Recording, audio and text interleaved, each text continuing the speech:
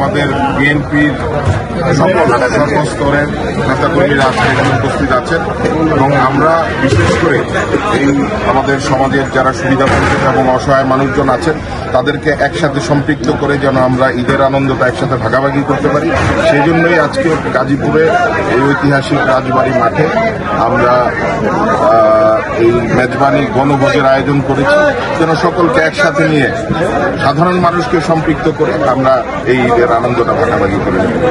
এবং আপনারা জানেন যে আমরা বিগত গত রমজানে মাহে রমজানে মাসব্যাপী সারা গাজীপুরে আমাদের নেতা তারেক রহমানের পক্ষে আমরা মাসব্যাপী গণ ইফতারের আয়োজন করেছিলাম। টানা সপ্তমবারের মতো বেস্ট টিস্যু পেপার ব্র্যান্ড হিসেবে স্বীকৃতি পেয়েছে বসুন্ধরা টিস্যু। সেখানেও সাধারণ মানুষজন, আমাদের যারা খেটে খাওয়া মানুষ আছেন তারা এখানে এসেছিলেন এবং ইফতার নিয়েছেন। তাতে একইভাবে আমরা সেই সাধারণ মানুষকে সাথে নিয়ে আজকের এই আয়োজনটি করেছি।